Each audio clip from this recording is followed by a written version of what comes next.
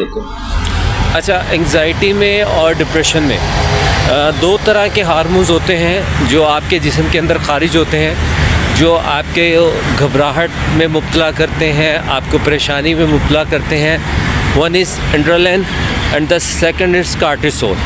یہ دو ایسے ہارمونز ہیں جو آپ کے جسم میں جب خارج ہوتے ہیں تو آپ ڈپریشن میں، انگزائٹی میں، پریشانی میں چلے جاتے ہیں. اچھا، جو اہم بات میں کرنا چاہ رہا تھا، ان دو ہارمونز کو ختم کیسے کیا جاتا ہے؟ سب سے آسان اور سب سے سستا حل بتا رہا ہوں. ان دو ہارمونز کو ختم کرنے کے لیے آپ کو روزانہ اپنے گھر کے قریبی پارک میں واک کے لیے آنا پڑے گا. آپ اپنے گھر میں قریبی پارک میں واک کے لیے آئیں گے.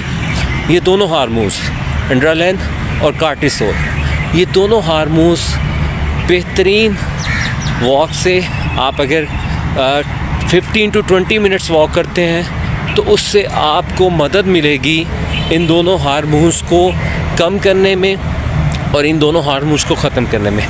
آپ کے واک کرنے سے آپ کا جسم ان ہارمونز کو جس طرح پیدا کر رہا ہے وہ پیدا کرنا کم کر دے گا، اور آپ اپنے جسم میں خوشی محسوس کریں گے اور آپ اپنے آپ کو سٹریس فری فیل کریں گے.